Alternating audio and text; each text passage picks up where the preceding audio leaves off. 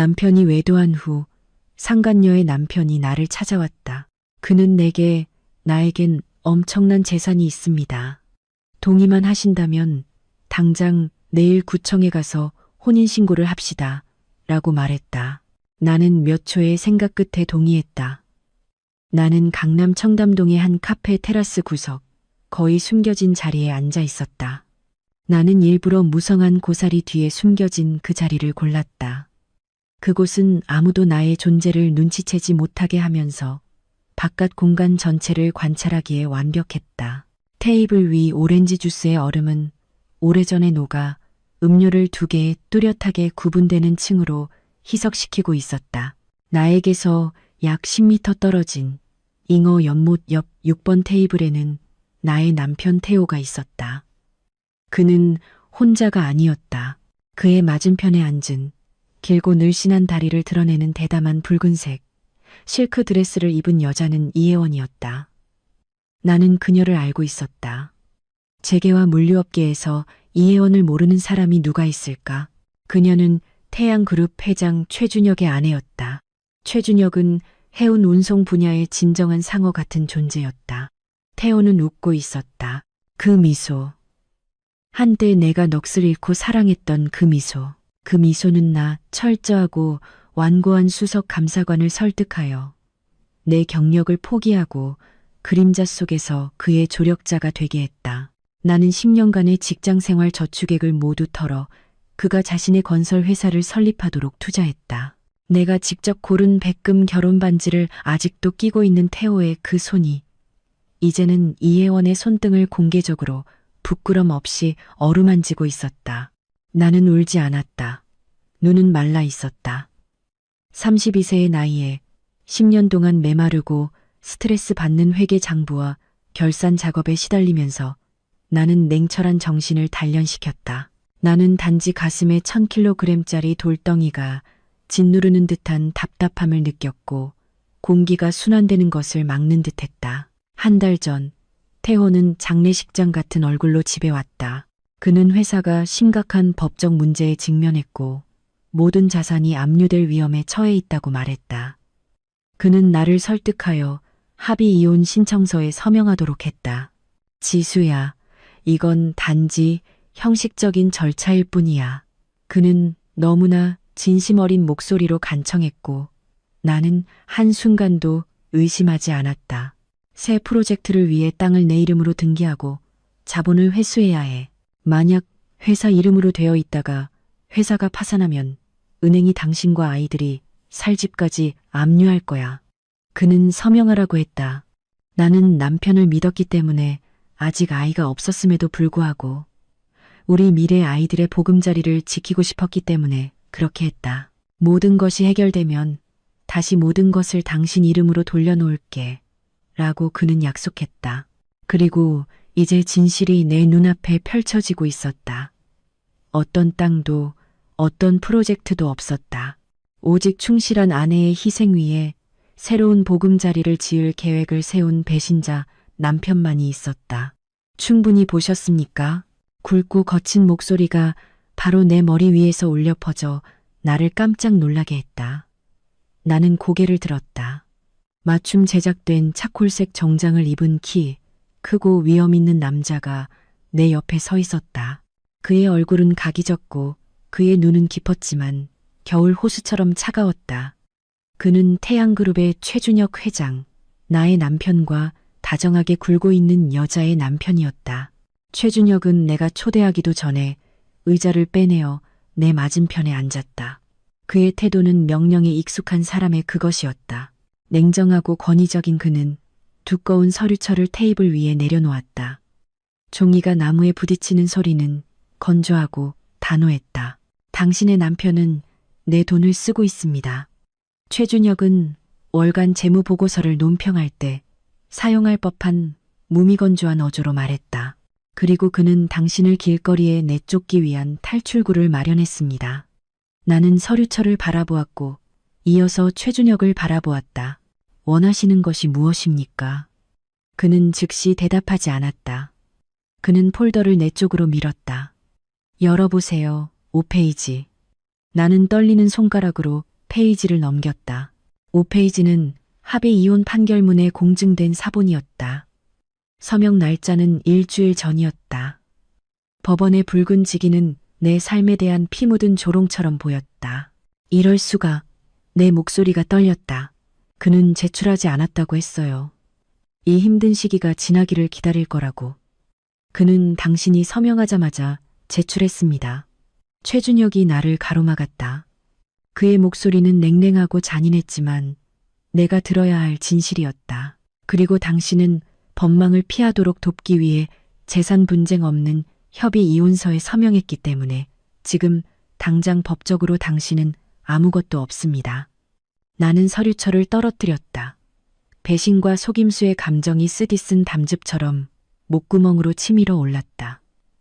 나는 남편뿐만 아니라 내 존엄성과 선의에 대한 믿음까지 잃었다. 나는 수많은 기업들이 탐내던 공인회계 감사관이었는데 내 인생을 공유했던 남자에게 가장 고통스러운 방식으로 속았다. 이는 내 존재의 가장 큰 계산 착오였고 그 대가는 나의 모든 젊음과 재산이었다. 최준혁은 눈을 가늘게 뜨고 나를 평가하며 나의 반응을 관찰했다. 후회는 아무것도 해결하지 못합니다. 당신은 재무 전문가입니다. 누구보다 손익의 법칙을 잘 이해하고 있겠지요. 이 투자는 손실 처리 라이드업한 것입니다. 이제 구조 조정에 대해 생각할 시간입니다. 나는 평소의 침착함을 되찾으려 노력하며 최준혁을 올려다보았다. 나는 머리와 셔츠 칼라를 정리했다. 저에게 실패자라고 알려주려고만 찾아오신 것은 아니겠죠, 최 회장님. 그의 입가에 희미한 미소가 떠올랐고 나의 빠른 회복에 만족하는 듯했다. 지능적입니다. 법적으로 당신은 지금 미혼 여성입니다. 나도 이혜원과의 이혼을 마무리했지만 그녀는 당신보다 더 교활했습니다. 재산 분할이 끝나지 않았기 때문에 그녀는 여전히 내 회사에서 재정적 권한을 통제하고 있습니다. 그녀는 회계부서에 자기 사람을 침투시켰고 태양그룹의 자금을 빼돌려 당신의 전 남편을 지원하고 있습니다. 최준혁은 잠시 멈추더니 몸을 앞으로 숙여 목소리를 낮췄다. 나는 수억 유로의 자산을 소유하고 있지만 믿을 만한 사람이 필요합니다. 모든 시스템을 감사하고 이혜원이 빼돌리는 더러운 돈의 흐름을 막을 전문적인 능력을 가진 사람이 필요합니다. 나는 그녀의 자리를 대신할 법적인 아내가 필요하고 그 정당성을 가지고 조직을 정화해야 합니다. 왜 저를요? 나는 이미 전속력으로 돌아가고 있는 머리로 물었다. 첫째, 당신은 동기가 있습니다. 당신은 태호와 이혜원을 증오합니다. 둘째, 당신의 이력서는 흠잡을 데가 없습니다. 대형 유통그룹의 전수석 감사관으로서 비용 통제에 대한 당신의 철권으로 유명한 전문 자격증 소지자입니다. 셋째, 그리고 가장 중요한 것은 당신과 나 모두 더 이상 사랑을 믿지 않는다는 것입니다. 우리는 상호 이익을 기반으로 협력할 수 있습니다. 최준혁은 내 눈을 똑바로 바라보며 마지막 제안을 던졌다. 동의한다면 아침 8시에 서울가정법원에서 만납시다. 결혼합시다. 나는 다른 테이블 쪽을 바라보았다. 태우는 승리자의 만족스러운 표정으로 이혜원의 이마에 키스하고 있었다. 그는 내가 부엌과 회계 장부에 파묻혀 사는 어리석고 순종적인 아내라고 생각했다. 그는 자신이 이겼다고 생각했다. 나는 다시 최준혁을 바라보았다. 3초, 그것이 내 인생의 가장 큰 도박에서 결정을 내리는데 필요했던 시간 전부였다. 나는 모든 것을 잃었다. 더 이상 두려워할 것이 없었다. 좋습니다. 나는 단호한 목소리로 대답했다. 받아들이겠습니다. 하지만 한 가지 조건이 있습니다. 태양그룹의 재무부서에 대한 완전한 통제권을 원합니다. 나의 업무 방식에 간섭하지 마십시오. 최준혁은 일어서서 정장 단추를 채웠다. 내일 봅시다, 최지수 씨. 그는 서류철과 내 머릿속에서 구체화되기 시작한 복수 계획을 남기고 떠났다. 다음 날 아침 나는 평소보다 일찍 일어났다. 나는 단순하지만 우아하고 평소 넓은 오피스 정장 아래 숨기곤 했던 늘씬한 몸매를 돋보이게 하는 아이보리색의 일자형 드레스를 골랐다. 나는 관련 법규를 검토하며 밤을 지새운 다크서클을 가리기 위해 공들여 화장을 했다. 거울 앞에서 비치는 여자를 보았다. 그녀는 더 이상 어제의 지수가 아니었다. 어제의 지수는 그 이혼 판결과 함께 죽었다. 7시 55분 정각. 나는 서울 가정법원 문 앞에 서 있었다. 번쩍이는 검은색 마이바흐가 내 앞에 급하게 멈춰섰다. 문이 열리고 최준혁이 내렸다. 그는 오늘 넥타이를 매지 않은 흰색 셔츠를 입고 있었고 전날보다 더 젊고 덜 엄숙해 보였다. 시간을 잘 지키는군요. 그가 인사 대신 말했다. 직업 교육의 결과입니다. 나는 건조하게 대답했다. 들어갑시다. 최준혁의 사전 준비 덕분에 결혼 절차는 놀라울 정도로 빨랐다. 내가 결혼 증명서에 최준혁의 이름 옆에 내 이름을 서명했을 때 전기가 등골을 타고 흐르는 것을 느꼈다. 그것은 사랑의 감동이 아니라 전투에 들어가기 전 중무장을 받은 군인의 흥분이었다. 공무원은 우리에게 두 부의 증명서를 건넸다. 최준혁은 한 부를 집어 나에게 주었다. 태양그룹에 온 것을 환영합니다. 그가 처음으로 반말을 쓰며 말했다. 감사합니다. 나는 기업적이지만 흠잡을 데 없는 미소를 지었다.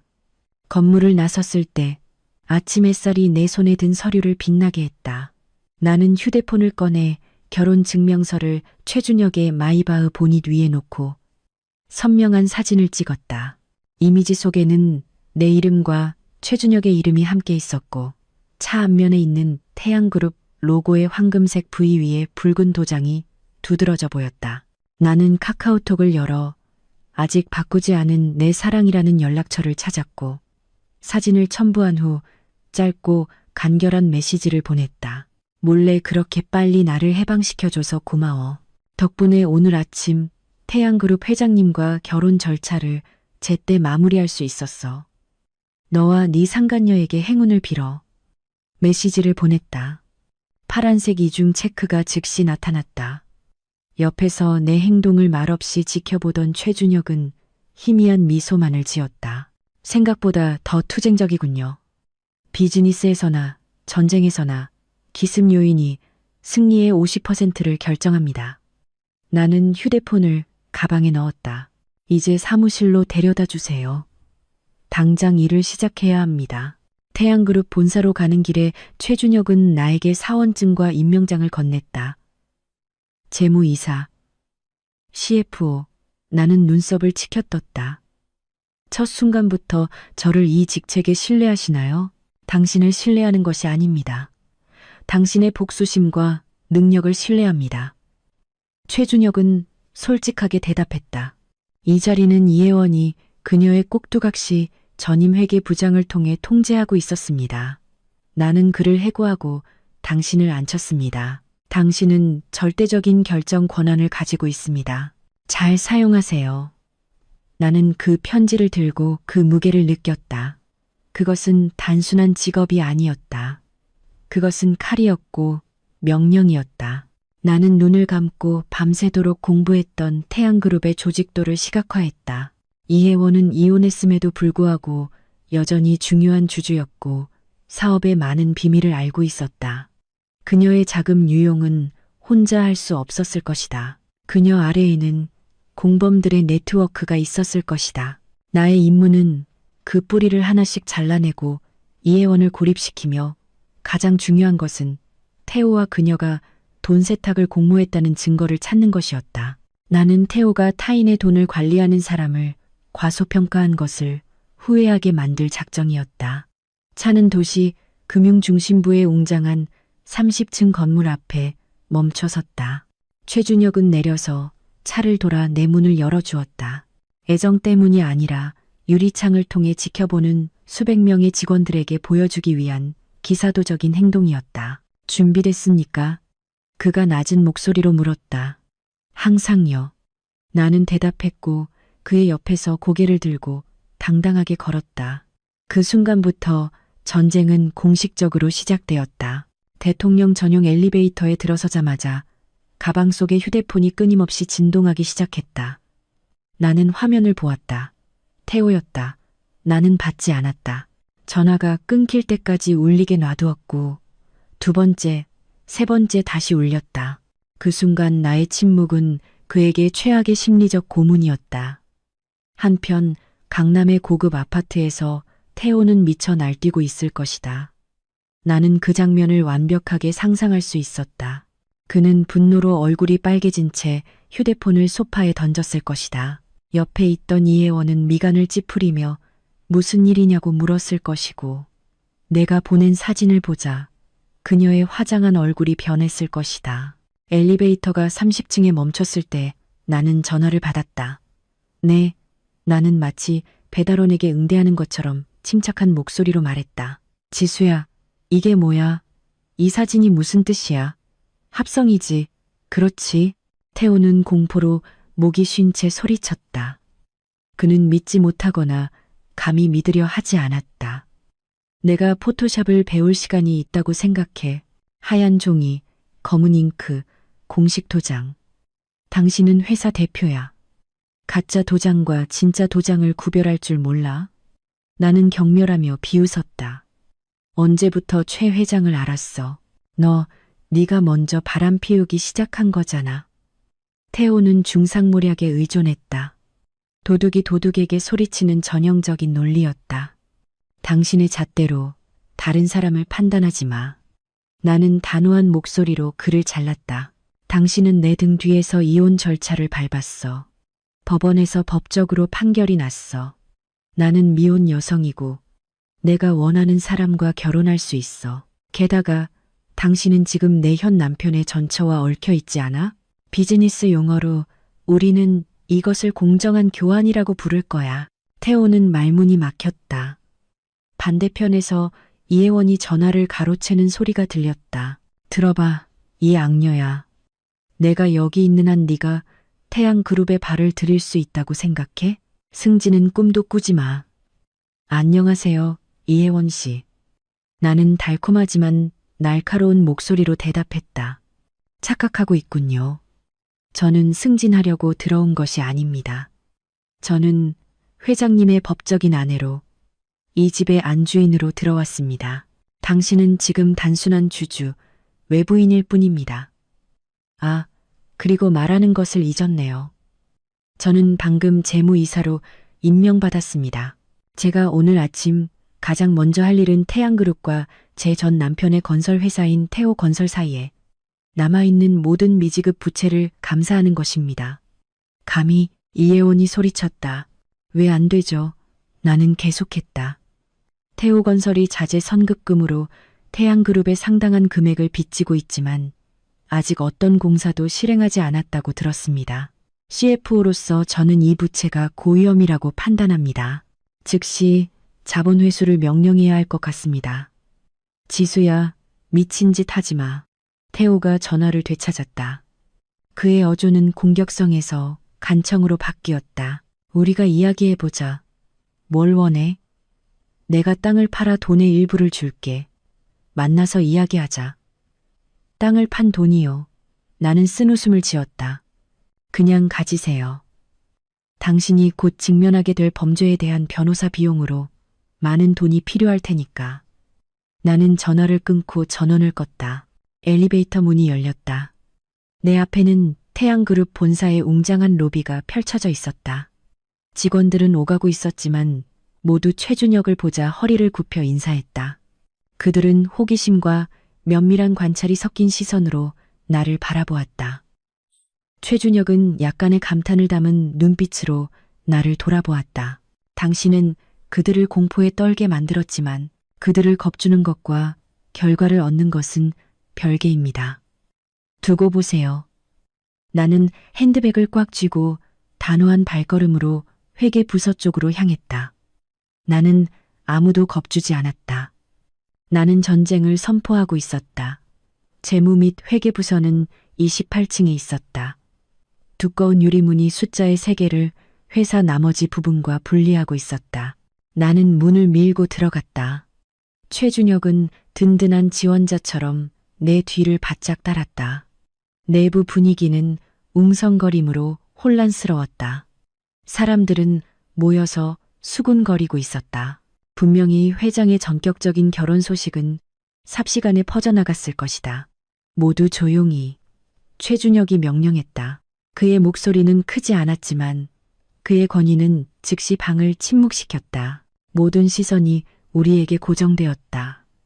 나를 가리키며 최준혁이 소개했다. 이분은 최지수 씨, 나의 아내이자 태양그룹의 새로운 재무이사입니다. 지금부터 수입, 지출 또는 예산 승인과 관련된 모든 결정은 이분을 거쳐야 합니다.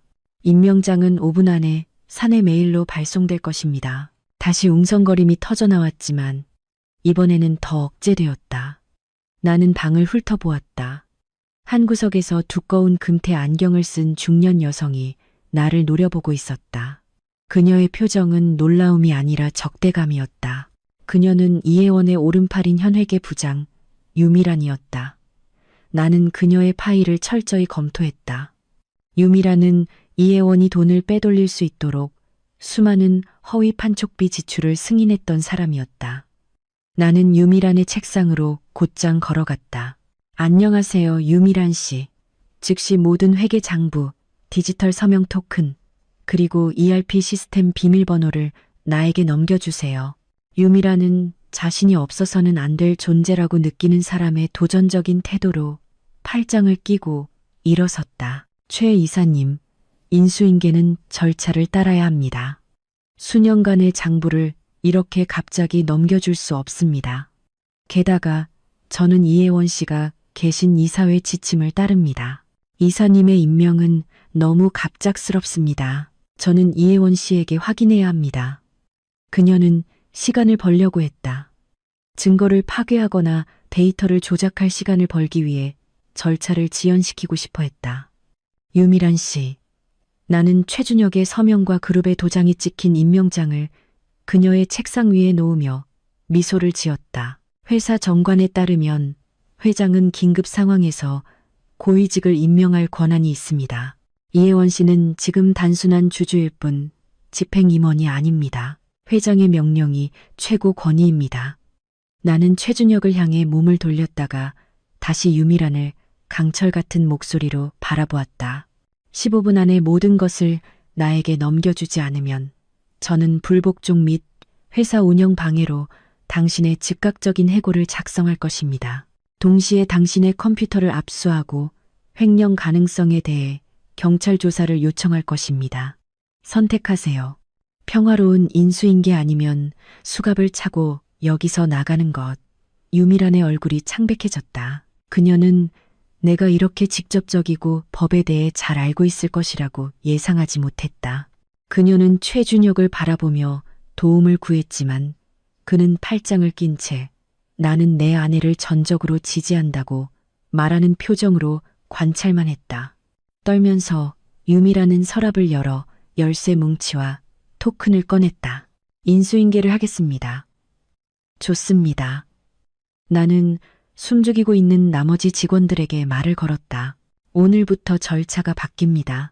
50영유로 약 7. 0만 원을 초과하는 모든 지출은 저의 개인적인 승인을 받아야 합니다. 서명이나 문서를 위조하려는 사람은 제가 발견하기 전에 사직서를 작성하는 것이 좋을 것입니다. 저는 회계감사 세계에서 왔습니다. 저를 속이려고 하지 마세요. 나는 IT 부서에 유미란의 접근 권한을 즉시 취소하고 시스템의 모든 비밀번호를 변경하도록 명령했다. 유미란이 자신의 개인 물품이 담긴 상자를 들고 고개를 숙이고 나간 후 나는 그녀가 방금 떠난 가죽 의자에 앉았다. 나는 컴퓨터를 켜고 시스템에 접속했다. 숫자들이 내 눈앞에 펼쳐지기 시작했다. 혼란스러웠지만 동시에 범죄 증거로 가득 찬 보물 창고였다. 책상에 전화가 울렸다. 이혜원이 내부 전화로 건 것이었다. 대단하네. 내 사람들을 해고하다니. 이건 단지 몸풀기일 뿐이에요. 나는 빠르게 키보드를 두드리면서 대답했다. 당신 자신의 돈에 대해 걱정하는 것이 좋을 거예요. 당신 오빠의 홍보대 행사로의 송금이 문제가 있는 것 같군요. 첨부된 부가가치세 VT 청구서가 그다지 합법적으로 보이지 않네요. 전화 반대편은 침묵했고 이어서 건조한 딸깍 소리가 났다. 그녀는 전화를 끊었다. 나는 한숨을 쉬고 의자에 등을 기댔다. 진짜 전투는 이제 막 시작되었다.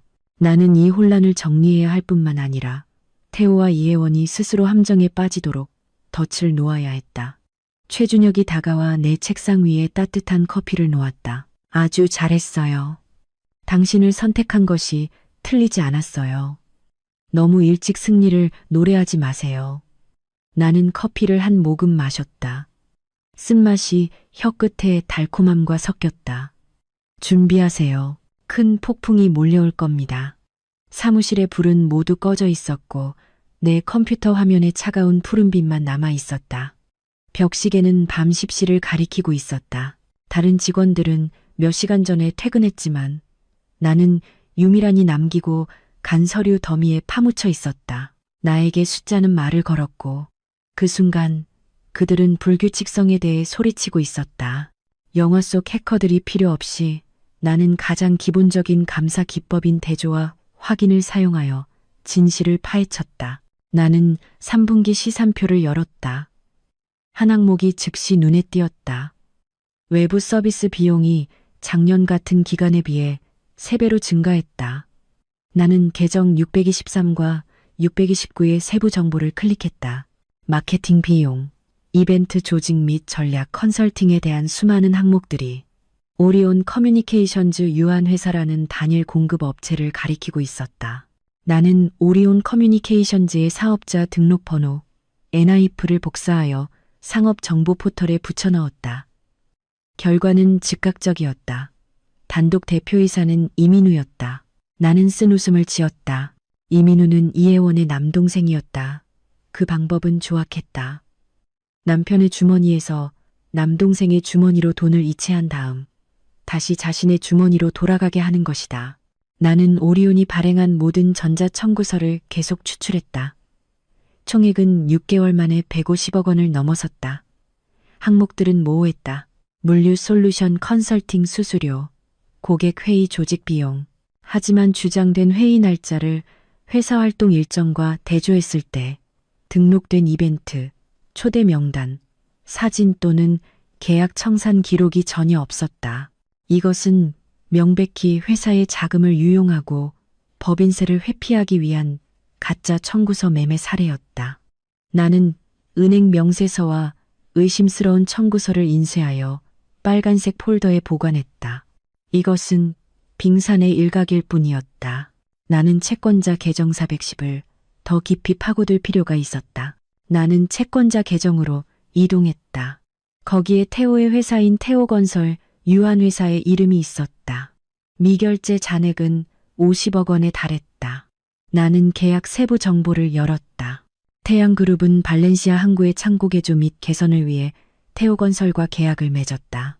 계약은 3개월 전에 체결되었고 태양그룹은 이미 가치의 50%, 즉 50억 원을 선급금으로 지급했다. 그러나 프로젝트 추적 기록을 검토했을 때 실행된 공사열은 확고한 영을 보여주었다.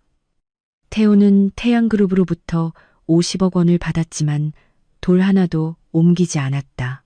나는 전화를 들어 창고 프로젝트 관리자에게 전화했다. 다니엘, 나 지수야. 안녕하세요, 지수씨.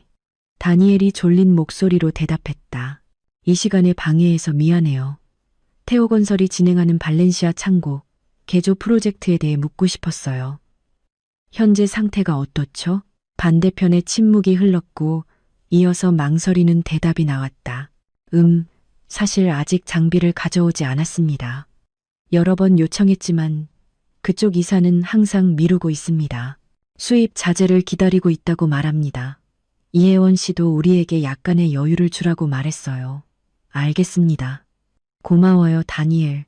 내일 아침 일찍 현장 감독의 확인을 받은 현재 상태 보고서를 보내주세요. 나는 전화를 끊었다. 분명했다. 태호는 태양그룹의 성급금을 다른 운영 자금으로 사용하고 있거나 더 나쁘게는 이혼에 서명하도록 나를 속였던 그 땅을 사는데 사용하고 있었다. 내 사무실 문이 갑자기 열렸다. 음식 2통을 손에 든 최준혁이었다. 당신이 사무실에서 잘 거라고 생각했어요. 뭐 좀 먹고 계속하세요. 나는 최준혁을 바라보고 이어서 내 책상 위에 보고서 더미를 바라보았다. 단서를 찾았어요. 그렇게 빨리요? 최준혁은 음식을 내려놓고 의자를 가까이 가져왔다. 그의 미묘하고 쾌적한 남성적인 향수는 최근 태호에게서 풍기던 저렴한 담배 냄새와는 매우 달랐다. 그들은 탐욕스럽지만 부주의했습니다. 나는 화면을 가리켰다. 아니면 그들은 아무도 보스의 계좌를 감사할 엄두를 내지 않을 것이라고 너무 확신했거나요. 이것을 보세요. 이혜원의 남동생에게 150억 원이 유용되었고 유령 공사에 대한 태호에게 50억 원이 성급되었습니다. 2분기에 걸쳐 총 200억 원이 사라졌습니다. 최준혁은 숫자를 관찰했고 그의 얼굴은 굳어졌다. 이혜원이 돈을 빼돌리고 있다는 것은 알고 있었지만 이 정도일 줄은 몰랐습니다. 어쩐지 최근 영업 현금 흐름이 그렇게 빡빡하더라니. 물류그룹에게 현금 흐름은 몸에 영양을 공급하는 피다. 그렇게 짧은 시간에 200억 원의 유동성을 잃는 것은 동맥 출혈을 겪는 것과 같았다. 걱정하지 마세요. 저는 이자와 함께 모두 회수할 것입니다. 나는 도시락통을 열었다. 구운 안심 스테이크 향에 내 배가 꼬르륵거렸다. 일단 식사하세요. 최준혁은 내게 수저를 건네며 말했다. 내일 이사회에서 매우 흥미로운 회의가 있을 것입니다. 나는 포크를 들었다. 몇 달 만에 처음으로 음식의 맛이 느껴졌다. 요리가 훌륭해서가 아니라 이 싸움에서 더 이상 혼자가 아니라는 것을 알았기 때문이었다. 최준혁은 자정이 지나서야 나를 청담동에 있는 그의 고급 주택으로 데려갔다.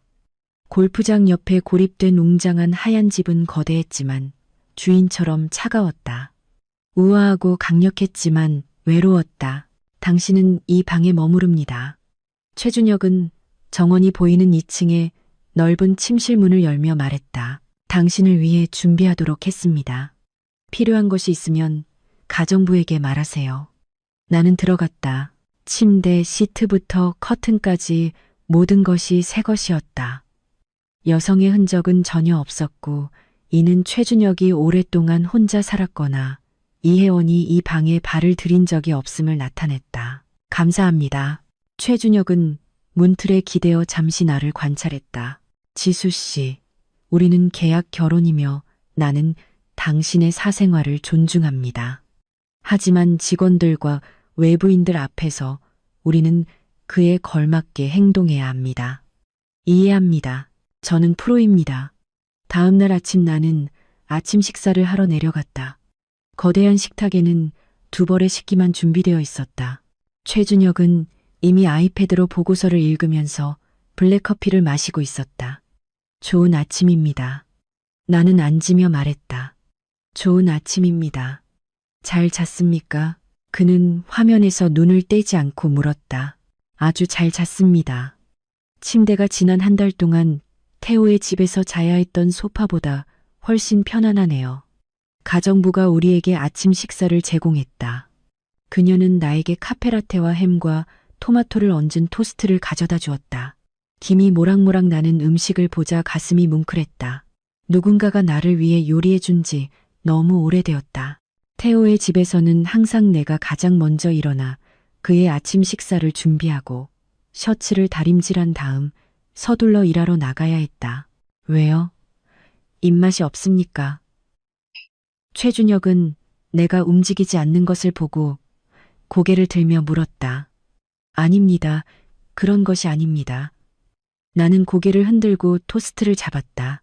그냥 낯설어서요. 우리는 침묵 속에서 아침 식사를 했다. 갑자기 최준혁이 침묵을 깼다. 태호건설의 부채를 어떻게 처리할 생각입니까? 나는 음식을 삼키고 냅킨으로 입을 닦은 후 명확하게 대답했다.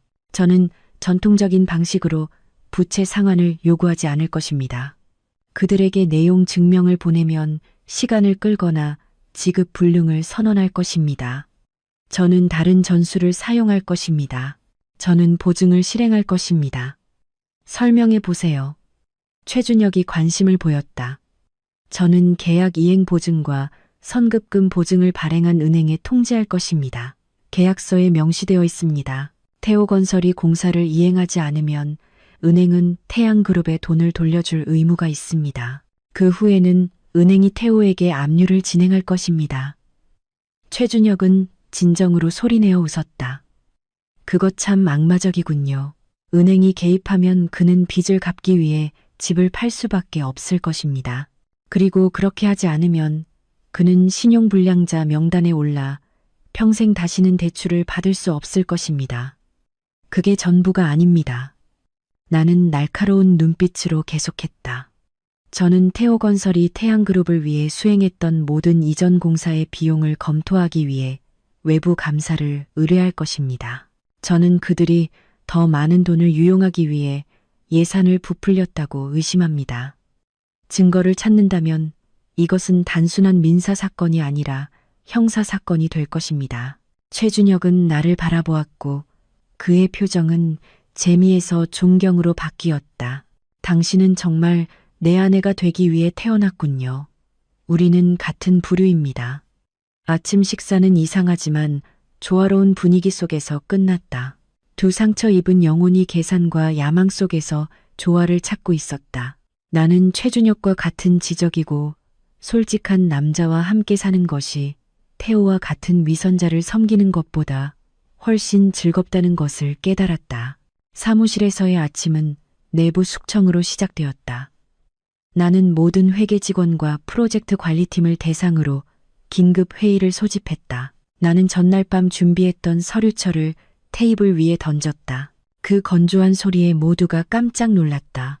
이 안에는 오리온 커뮤니케이션즈의 의심스러운 청구서 목록과 태호건설과의 계약 상태가 있습니다. 누가 이 일을 직접 담당했습니까? 젊은 직원이 조심스럽게 손을 들었다. 유미란 씨가 모든 것을 직접 관리했습니다. 우리는 그녀가 건네준 데이터만 입력했습니다. 문서의 유효성과 논리를 확인하지 않고 데이터를 입력하는 것은 태만입니다. 나는 부드럽게 꾸짖었다. 오늘부터 저는 모든 절차를 검토할 것입니다. 과거의 불규칙성을 감지하고 자발적으로 보고하는 사람은 누구나 책임에서 면제되고 직위를 유지할 것입니다. 무언가를 은폐하는 사람은 해고될 것이며 저는 그들의 기소를 권고할 것입니다. 나의 말은 가만히 있으려고 생각했던 사람들에게 찬물과 같았다. 회의 직후 3명의 직원이 조용히 내 문을 두드리고 더 많은 정보를 제공했다. 나는 그들의 증언을 통해 이혜원과 태호의 돈 세탁 네트워크의 전체 그림을 재구성할 수 있었다. 태호는 자신의 건설 회사의 자금을 유용했을 뿐만 아니라 태양그룹의 가짜 청구서를 위한 완벽한 도구로 회사를 만들었다. 태양그룹이 이익을 줄이기 위해 비용을 부풀릴 필요가 있을 때 이혜원은 태호에게 노동 및 자재에 대한 허위 청구서를 발행하도록 명령했다. 돈은 태양그룹에서 태호건설로 갔고 태호는 그것을 현금으로 인출했다. 그는 수수료를 챙기고 나머지는 이혜원에게 돌려주었다. 그것은 완벽하게 폐쇄된 순환 구조였지만 그들은 치명적인 실수를 저질렀다. 돈의 흐름은 순환적이었지만 실제 상품과 서비스의 흐름과 일치하지 않았다. 나는 컴퓨터 앞에 앉아 현금 흐름 다이어그램을 그렸다. 태양그룹에서 태호건설로, 태호건설에서 태호의 개인 계좌로, 그리고 태호의 계좌에서 외국은행의 박지영 명의의 다른 계좌로 화살표가 이어졌다. 나는 이름을 확대했다. 박지영은 낯선 사람이 아니었다. 그녀는 태호의 어머니였다. 나는 소름이 돋았다. 태호는 어머니가 모르게 더러운 돈을 받기 위해 친어머니의 계좌를 사용했다. 그는 나를 속였을 뿐만 아니라 그의 나이 든 어머니를 범죄에 연루시켰다. 그의 잔인함은 극에 달했다. 문이 다시 열렸다. 이번에는 최준혁이 아니라 이혜원이었다. 그녀는 2명의 경호원을 뒤에 두고 격렬하게 들어왔고 노크도 하지 않았다. 무슨 짓을 한 거야? 왜 은행이 태호건설의 계좌를 막았어? 이혜원은 내 책상을 치며 소리쳤다. 나는 침착하게 안경을 벗고 그녀를 바라보았다. 안녕하세요, 이혜원 씨. 노크 없이 내 사무실에 들어오는 것은 회사 규정 위반입니다. 그리고 은행이 공급업체의 계좌를 막는 것은 은행 소관입니다. 왜 저에게 묻는 거죠? 아니면 제 전 남편 회사에 어떤 관심이라도 있으신가요? 멍청한 척하지 마. 당신이 보증 실행 통지서를 보냈잖아. 태호를 망하게 하려는 거야. 이혜원이 나를 똑바로 가리켰다. 저는 CFO로서의 의무를 다하고 있을 뿐입니다. 주주들의 돈을 낭비할 수는 없습니다. 50억 원은 적은 금액이 아닙니다. 태호건설이 공사를 이행할 능력을 증명한다면 은행은 계좌를 해지할 것입니다. 너무 걱정하지 마세요. 이혜원은 이를 악물었다. 나에게 대가를 치르게 될 거야. 경고하는데 내 이익을 건드린다면 네 삶을 지옥으로 만들 거야. 최준혁이 널 사랑한다고 생각해. 그는 단지 널 이용하는 것뿐이야. 적어도 그는 나를 공개적이고 합법적으로 이용하고 있어요. 나는 일어섰다. 나는 그녀보다 키가 작지 않았다. 반면에 당신과 태호는 다른 사람들의 등 뒤에서 행동하죠. 그런 종류의 사람들이 역겨운 거예요. 태호에게 가서 빚을 갚을 돈을 준비하라고 전하세요. 기한은 3일 후입니다. 이혜원은 콧방귀를 뀌고 돌아섰다. 나는 그녀가 두려워하고 있다는 것을 알았다. 나는 그녀의 촉수들을 하나씩 잘라내고 있었다. 3일 후 내가 예측했던 대로 태호는 은행에 갚을 돈을 마련하지 못했다. 그는 궁지에 몰렸고 상처 입은 짐승은 맹목적으로 공격한다. 월요일 아침 익명의 이메일이 회사 전체 직원들의 메일함에 도착했고 링크가 첨부되어 있었다. 제목은 선정적이었다. 새 재무이사에 대한 진실, 꽃뱀인가 고급 매춘부인가. 링크는 조작된 비디오로 연결되었다.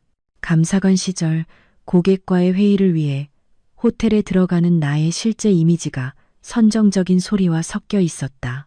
아래에는 내가 오랫동안 최준혁의 정부였으며 태호에게서 모든 것을 훔치고 백만장자를 위해 그를 버리기 위해 공모했다는 비방 기사가 있었다.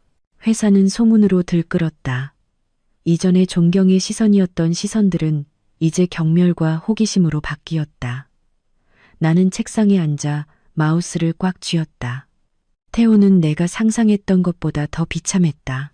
그는 여론을 이용해 내 명성을 파괴하고 나의 사임을 강요하려 했다. 내 휴대폰이 울렸다. 최준혁이었다. 이메일 봤습니까? 그의 목소리는 이상하게 침착했다. 네, 그가 비열하게 행동하고 있어요. 걱정하지 마세요. 당신 사무실에 머무르고 나가지 마세요. 제가 처리하겠습니다. 5분 후 건물 전체에 확성기 소리가 울려 퍼졌다. 최준혁의 단호하고 권위적인 목소리가 전 직원을 즉시 메인 로비로 소집했다. 나도 내려갔다. 최준혁은 차갑고 위협적인 표정으로 연단에 서 있었다. 그의 옆에는 IT 부장과 법무팀장이 있었다. 방금 내 아내 최지수 씨를 비방하는 이메일에 대한 정보를 받았습니다. 최준혁의 목소리가 로비에 울려 퍼졌다. 저는 이것이 악의적인 중상모략임을 단언합니다. 우리 IT 부서는 이메일이 전송된 IP 주소를 추적했습니다. 그것은 태호건설의 대표인 태호 씨의 자택 근처 PC방에서 온 것입니다. 최준혁이 신호를 보냈다. 뒤에 큰 화면에 PC방 보안 카메라 녹화 화면이 나타났다. 모자를 쓰고 마스크를 쓴 태호가 이메일이 전송된 정확한 시간에 컴퓨터를 두드리는 모습이 선명하게 보였다. 웅성거림이 로비 전체에 퍼졌다. 우리 변호사들은 이미 태호 씨를 형법에 명시된 공갈 및 명예훼손 혐의로 고소할 준비를 하고 있습니다.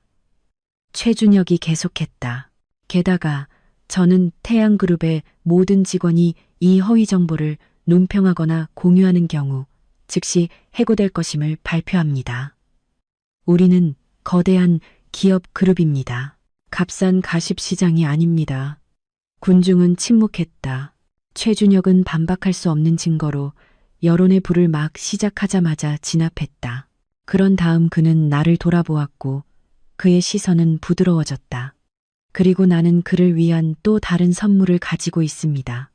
그는 나에게 파란색 폴더를 건넸다. 이게 뭐죠?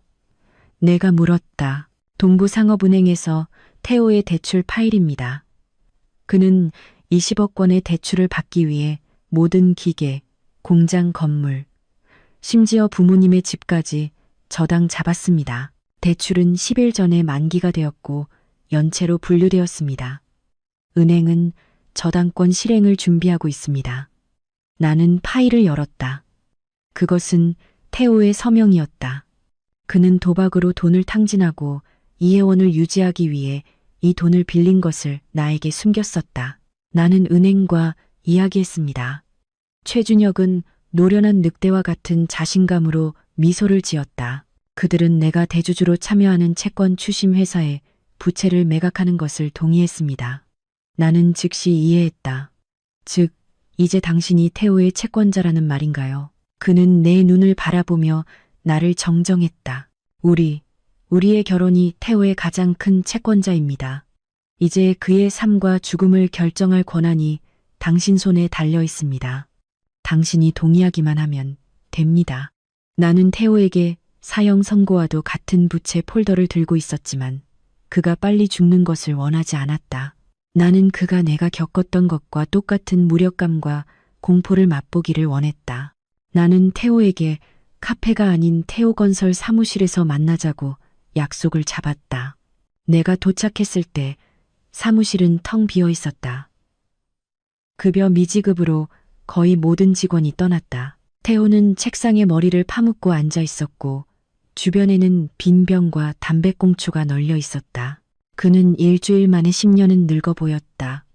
나를 보자 그는 고개를 들었다. 그의 핏발선 눈은 분노로 번뜩였다. 여기서 뭐 하는 거야? 나를 비웃으러 왔어? 빚을 받으러 왔습니다. 나는 차갑게 말하며 폴더를 테이블 위에 놓았다. 태호는 흘끗 보고 쓴웃음을 지었다. 나는 은행에 빚을 졌지.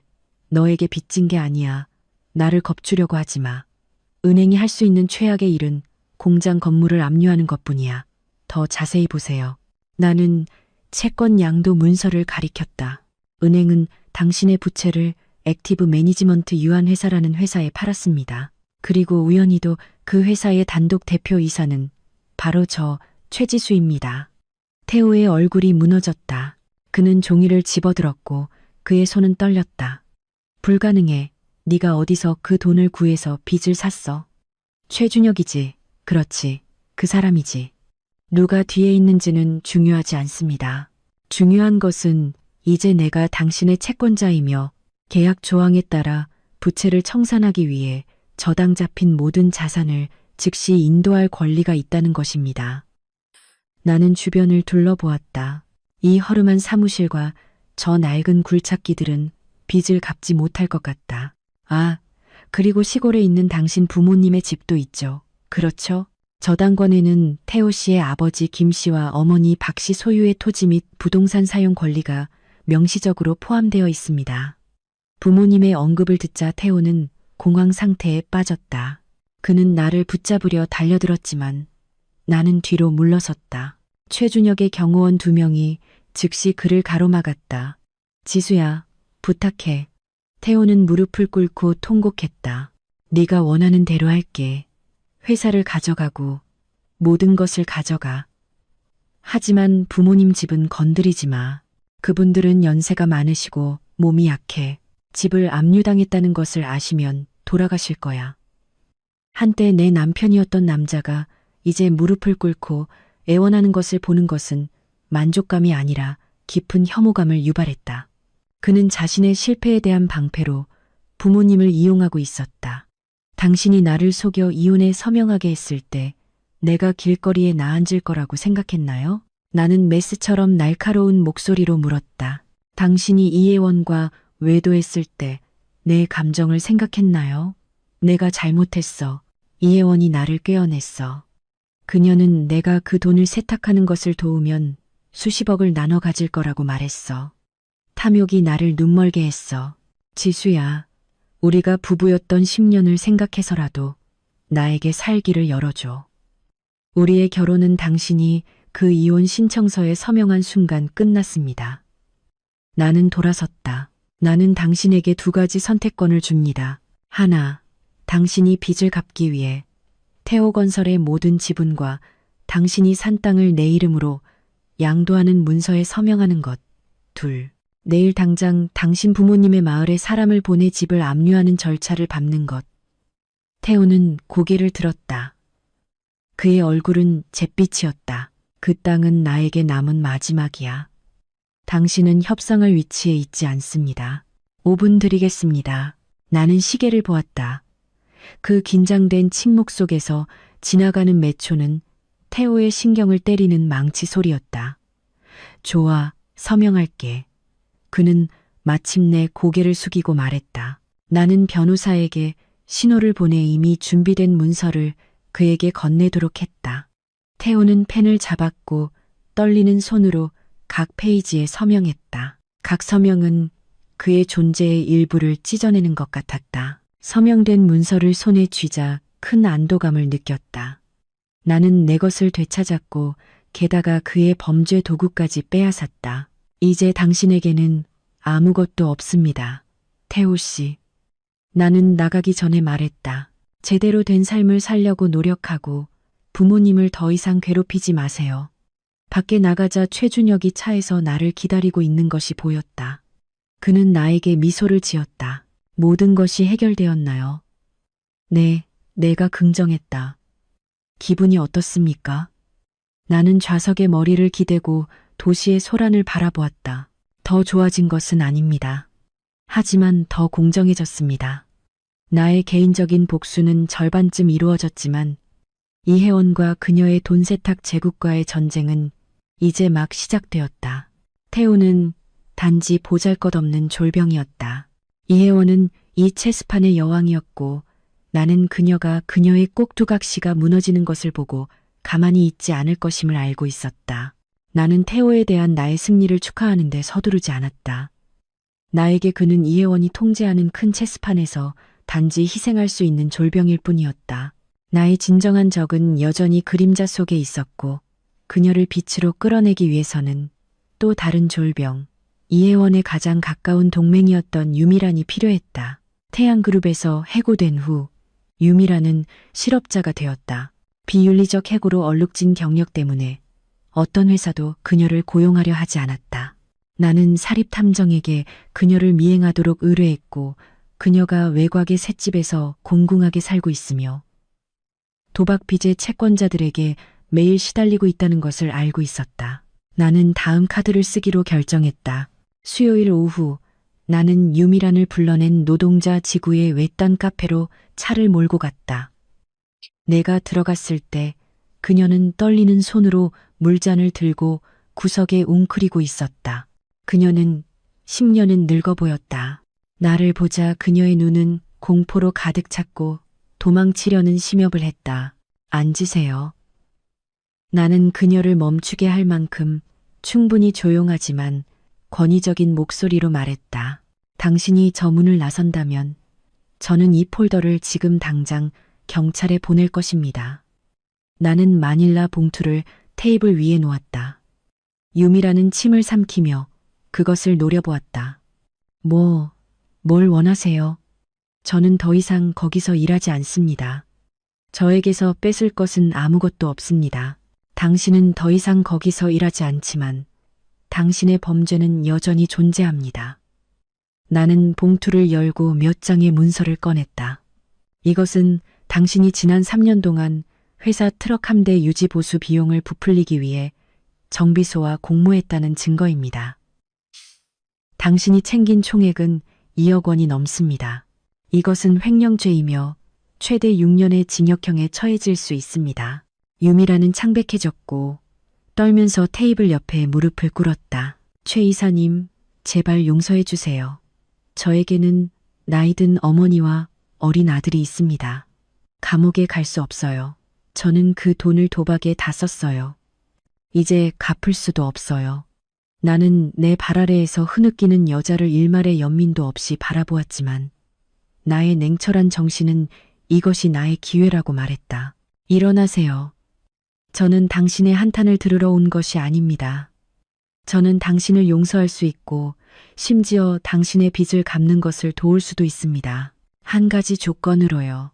유미라는 눈에 희망의 불빛을 띠고 고개를 들었다. 어떤 조건이요?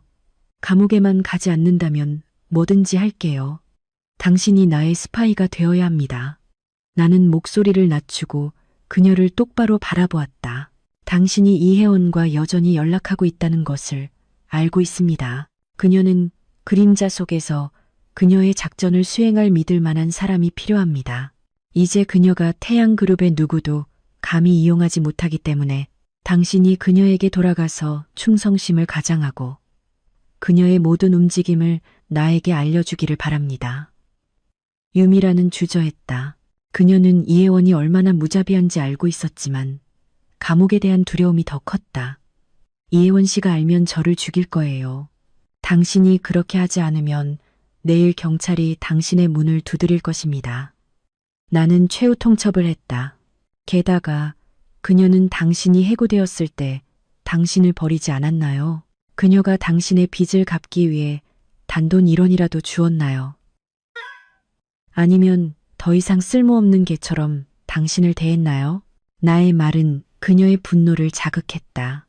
그녀는 주먹을 꽉 쥐었고 그녀의 눈빛은 두려움에서 증오로 바뀌었다. 맞아요. 그 은혜를 모르는 여자. 저는 그녀가 수십억을 벌도록 도왔는데 제가 문제가 생겼을 때 전화조차 받지 않았어요. 좋습니다. 그렇게 할게요. 뭘 알고 싶으세요? 이혜원이 그녀의 자산을 어디로 유용하고 있는지 알고 싶습니다. 그녀가 급하게 많은 양의 현금을 모으고 있다는 소문이 들렸습니다. 유미라는 주위를 둘러보고 내 귀에 속삭이기 위해 가까이 다가왔다. 그녀는 큰 한탕을 준비하고 있습니다. 그녀는 마르베야와 코스타 브라바에 있는 여러 부동산을 헐값에 팔았고 약 300억 원을 모았습니다. 그녀는 이번 주 금요일 오후에 이 돈을 투자 컨설팅 계약이라는 명목으로 키프로스의 유령 회사로 이체할 생각입니다. 돈이 도착하자마자 그녀는 스페인의 모든 빚을 태양그룹에 떠넘기고 그곳에 정착하기 위해 비행기를 탈 것입니다. 300억 원, 천문학적인 금액이었다. 이혜원이 성공한다면 태양그룹은 돌이킬 수 없는 피해를 입을 것이고 가장 중요한 것은 그녀가 자신의 범죄에서 멋지게 벗어날 것이라는 점이었다. 어떤 은행을 통해 이체를 할지 아나요? 국제사립은행 마드리드 지점입니다. 그녀는 그 지점장과 매우 친밀한 관계를 가지고 있어서 국제 송금 주문을 최대한 신속하게 처리할 것입니다. 나는 미소를 지었다. 이 정보는 금전적 가치가 있었다. 좋습니다. 계속 그녀를 감시하고 그녀가 명령을 실행하는 정확한 시간을 알려주세요. 이 일이 끝나면 저는 당신의 범죄 증거를 불태우고 당신이 새롭게 시작할 수 있도록 돈을 줄 것입니다. 유미라는 반복해서 고개를 끄덕였다. 나는 일어섰고 음료 값을 테이블 위에 남겨두고 나왔다. 오후의 태양이 아스팔트 위에 길게 나의 그림자를 드리웠다. 완벽한 포획 계획이 내 머릿속에서 구체화되고 있었다. 금요일 오후는 이혜원에게 잊을 수 없는 날이 될 것이다. 금요일 오후 내 사무실의 긴장은 칼로 벨 수 있을 정도였다. 밖에는 비가 억수같이 내렸다. 빗방울이 창문 유리를 강하게 때렸고 마치 내부의 고요한 침묵을 깨뜨리려는 듯했다. 나는 컴퓨터 앞에 앉아 태양그룹 은행 시스템의 자금관리 인터페이스를 열어놓았다. 최준혁은 맞은편 안락의자에 앉아 휴대폰에서 눈을 떼지 않고 볼펜을 손가락 사이로 돌리고 있었다.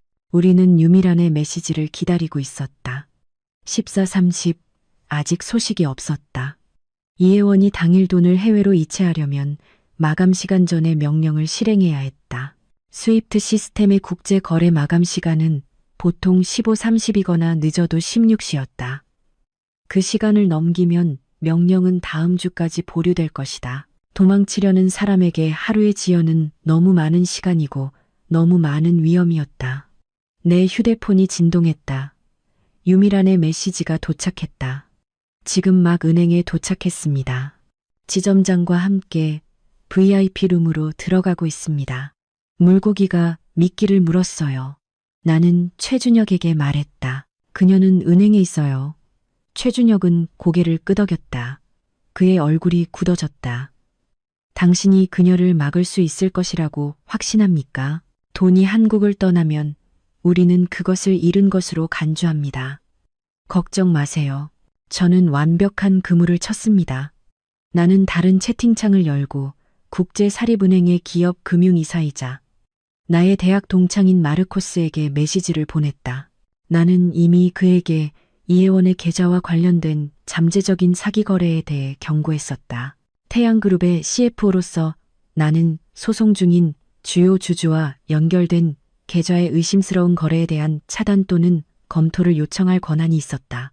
10 시스템이 계좌 이동을 나에게 통지했다. 이혜원의 개인 계좌에서 300억 원의 이체 명령이 방금 생성되었다. 항목 투자 컨설팅 계약 번호 1 2023 지불 수혜자 키프로스의 써니 인베스트먼트 주식회사.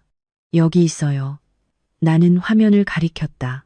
명령은 승인 대기 상태였다. 나는 즉시 마르코스에게 전화했다. 마르코스, 300억 원의 명령이 방금 시스템에 들어왔습니다. 제가 말했던 횡령된 돈입니다. 당장 막아주세요. 반대편에서 키보드 두드리는 소리가 들렸다. 보여요, 지수씨. 엄청난 금액이지만 지점에서는 긴급하게 승인하도록 압력을 가하고 있습니다. 지점장은 그녀가 VIP 고객이며 국제 계약 서류가 제대로 되어 있다고 말합니다. 이유 없이 차단하면 클레임 위험이 있습니다. 서류는 가짜입니다. 써니 인베스트먼트는 유령 회사입니다. 나는 단호한 목소리로 재빨리 말했다. 저는 방금 법원에서 이혼 후 재산 분할 소송을 접수했기 때문에 이혜원의 자산 동결을 요청하는 긴급 내용 증명을 보내고 있습니다. 시스템이 규정 준수 위험 경고를 발행했다고 주장하고 명령을 보류하세요. 당신은 그녀가 아무것도 할 수 없도록 30이 지날 때까지 버티기만 하면 됩니다. 알겠습니다. 당신을 믿겠습니다. 저는 이 파일을 규정 준수 부서로 넘겨 철저한 검토를 요청할 것입니다. 그것은 적어도 이 시간이 걸릴 것입니다. 마감 시간이 지나면 영국의 여왕도 그 돈을 이체할 수 없을 것이다. 나는 안도의 한숨을 쉬며 전화를 끊었다. 화면에서 명령 상태는 대기 중에서 검토 중으로 바뀌었다. 은행의 VIP 룸에서 나는 혼란을 상상할 수 있었다. 이혜원은 발을 동동 구르고 있을 것이다. 그녀는 시계를 보았을 것이다. 20 국제거래 마감 시간까지 10분밖에 남지 않았다. 유미란이 또 다른 메시지를 보냈다. 그녀는 은행 직원들에게 소리 지르고 있습니다. 총재와 이야기하고 싶어 합니다. 얼굴이 분노로 빨개졌어요. 그녀가 소리 지르도록 내버려 두세요. 나는 대답했다. 이 시간에 총재는 저와 회의 중입니다. 물론 회의는 없었지만 나는 은행 규약을 알고 있었다. 거래가 고위험으로 분류되면 특히 엄격한 돈 세탁 방지 규정 하에서는 아무도 경솔하게 승인할 엄두를 내지 못한다. 30 스위프트 시스템이 닫혔다. 이혜원의 이체 명령은 자금 출처를 증명할 추가 서류를 제출해야 한다는 이유로 공식적으로 거부되었다. 돈은 여전히 그녀의 계좌에 있었지만 이제 동결되었다. 그녀는 이체하거나 현금으로 인출할 수 없었다. 최준혁은 눈에 띄는 감탄을 담아 나를 바라는 나에게 와인잔을 따라주었다. 축하합니다. 완벽한 함정입니다. 돈을 구했을 뿐만 아니라 그녀의 퇴로를 차단했어요. 나는 잔을 들고 살짝 흔들었다. 와인의 붉은색이 적의 피처럼 일렁였다. 아직 끝나지 않았습니다. 짐승을 궁지에 몰면 그들은 자기 종족을 공격하기 위해 돌아서는 법입니다. 이혜원은 돈을 잃었습니다. 그녀가 분노를 쏟아낼 첫 번째 사람은 태호일 것입니다. 다음 행동을 기다려봅시다. 내가 예상했던 대로 은행에서의 실패는 이혜원을 광란 상태로 몰아넣었다. 그녀는 자신의 완벽한 탈출 계획이 마지막 순간에 어리석은 기술적인 문제로 좌절되었다는 것을 믿을 수 없었다. 은행을 나서자마자 그녀는 태호의 전화를 받았다. 나의 전 남편은 그 어느 때보다 더 절망적인 상황에 처해 있었다. 나에게 자신의 재산을 양도하는 서류에 서명한 후 도박 손실을 만회하려 찾아갔던 사채업자들이 시골에 있는 그의 부모님 집을 둘러쌌다. 그는 싸구려 여관에 숨어 있었고 마지막 구명줄인 이혜원에게 전화하고 있었다. 혜원아, 나 좀 도와줘. 태호의 목소리는 공포로 일그러져 있었다. 그들이 오늘 밤 이자 5억 원을 갚지 않으면 우리 가족 전부를 죽이겠다고 협박해. 돈 좀 빌려줘. 이 상황에서 벗어나면 네 노예처럼 일해서 갚을게. 300억 원이 막힌 것에 격분한 이혜원은 태호의 간청을 듣자 폭발했다. 닥쳐. 나도 너보다 더 심각해. 네 전 아내 때문에 내 돈이 다 막혔잖아. 너 같은 멍청이가 그렇게 빨리 이혼 서류에 서명하지만 않았어도 지금 내가 갇혀있지 않았을 거야. 뭐라고? 태호는 어리둥절했다. 이 모든 것이 지수와 무슨 상관이야? 그녀에게 물어봐. 그녀가 내 돈을 막기 위해 은행 시스템에 개입했어. 너희 둘 다 똑같이 비참해. 다시는 나에게 전화하지 마. 이혜원은 전화를 끊고 태호의 번호를 차단했다. 그녀는 차에 올라타 운전기사에게 보석과 다이아몬드 같은 나머지 귀중품을 보관하고 있는 자신의 고급 주택으로 가라고 명령했다. 그녀는 아마도 국경을 넘어 도망칠 다른 방법을 찾아야 했다. 반대편에서 태호는 휴대폰을 떨어뜨렸다. 그의 마지막 희망이 사라졌다. 그는 더러운 여관 방 바닥에 주저앉았다. 그는 모든 것을 잃었다. 아내, 집, 경력, 그리고 이제는 자신에게 호화로운 삶을 줄 것이라고 믿었던 정부까지. 박복도에서는 무거운 발소리와 사채업자들의 고함 소리가 들렸다. 태호야, 어디 있니? 나와. 네가 땅속에 숨어도 우린 널 찾아낼 거야. 겁에 질린 태호는 창밖을 내다보았다. 3층, 그리 높지는 않았지만 뛰어내리면 다리가 부러질 것이다. 도망칠 곳이 없었다. 절망 속에서 그는 평소의 전술, 즉 책임을 회피하기 위해 아픈 척하는 데 의존했다. 그는 테이블 위에 과일 칼을 잡고 손목에 얕게 상처를 냈다. 피는 나지만 실제 위험은 없는 정도였다. 그리고는 바닥에 쓰러져 경련을 일으키는 척했다. 그는 응급실에 입원하면 사채업자들이 병원에서 감히 행동하지 못할 것이고 경찰이 그를 보호하기 위해 개입할 것임을 알고 있었다. 깡패들이 문을 부수고 들어왔을 때 그들은 피웅덩이 사실은 드라마틱함을 더하기 위해 바른 인스턴트 국수 소스 속에 움직이지 않는 태호를 발견했다. 그들은 자신들이 그의 죽음을 초래했다고 생각하고 겁에 질려 도망쳤다. 소란을 듣고 올라온 여관 주인은 구급차를 불렀다. 태호는 병원으로 이송되었다. 들것 위에서 그는 눈을 감았지만 귀는 열려 있었다. 살았다. 그는 생각했다. 적어도 오늘 밤은. 하지만 그는 자신의 입원 소식이 최준혁의 사람들을 통해 즉시 나에게 전달되었다는 것을 알지 못했다. 그는 연기하고 있어요. 나는 탐정이 보낸 복도 카메라 영상을 보며 말했다. 토마토 소스를 바르는 방식이 한심하네요. 어떻게 하고 싶습니까? 최준혁이 넥타이를 매만지며 물었다. 옛 환자를 방문할 건가요? 물론이죠. 결국 우리는 10년 동안 부부였으니까요. 게다가 그가 완전히 깨어나도록 약을 좀 줘야겠어요. 응급실은 소독약 냄새가 강하게 났다. 태호는 손목에 붕대를 감고 산소 마스크를 쓴 채 침대에 누워 있었다. 그는 혼수 상태인 척했지만 심장 모니터는 긴장감 때문에 약간 가속된 규칙적인 리듬을 보여주고 있었다. 최준혁과 나는 들어섰다. 나는 엄격한 검은색 옷을 입고 있었고 장례식 꽂힌 흰 국화다발을 들고 있었다. 내 옆에 최준혁은 가죽 서류 가방을 들고 있었다. 한 간호사가 우리를 막으려 했지만 최준혁은 병원의 VIP 카드를 보여주었다. 태양그룹은 의료 장비의 주요 기부자 중 하나였다. 간호사는 허리를 굽혀 인사하고 문을 닫고 물러났다. 나는 침대 옆으로 다가가 국화를 머리맡 테이블에 놓았다. 내 하이힐이 바닥을 긁는 소리는 차갑고 건조했다. 그만 연기해. 태호 씨, 당신의 연기는 정말 최악이야. 나는 침착하게 말했다. 태호는 미동도 하지 않았지만 그의 눈꺼풀이 살짝 떨렸다. 일어나지 않으면 나는 시체와 이야기해야 할 거예요. 나는 그의 옆에 앉았다. 의사는 당신의 상처가 표면적이라고 말합니다. 단지 세반일 뿐이죠. 하지만 당신의 빚에 대한 두려움은 치료할 수 없습니다. 더 이상 연기할 수 없다는 것을 알고 태호는 천천히 눈을 뜨고 마스크를 벗었다. 그는 증오와 두려움이 뒤섞인 눈으로 우리를 바라보았다. 당신들이 여기서 뭐 하는 거야? 내가 죽었는지 확인하러 온 거야? 당신의 죽음은 당신에게 너무 쉬울 것입니다. 최준혁이 침대 발치에서 끼어들었다. 우리는 당신에게 좋은 소식을 전하러 왔습니다. 경찰이 어젯밤 당신을 괴롭히던 깡패들을 체포했습니다. 태호의 눈이 밝아졌다. 정말? 그들에게서 안전한 거야? 네.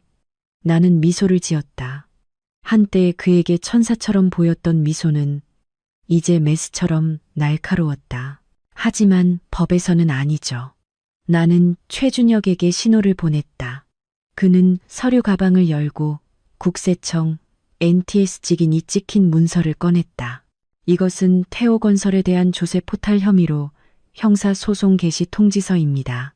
허위 청구서를 통한 탈세 금액은 50억 원에 달합니다. 금융범죄수사대는 이미 이혜원 가족의 유령회사 계획에 당신이 참여했다는 충분한 증거를 확보했습니다. 태호는 상처를 입고 벌떡 일어났다. 아니야, 나 혼자가 아니었어.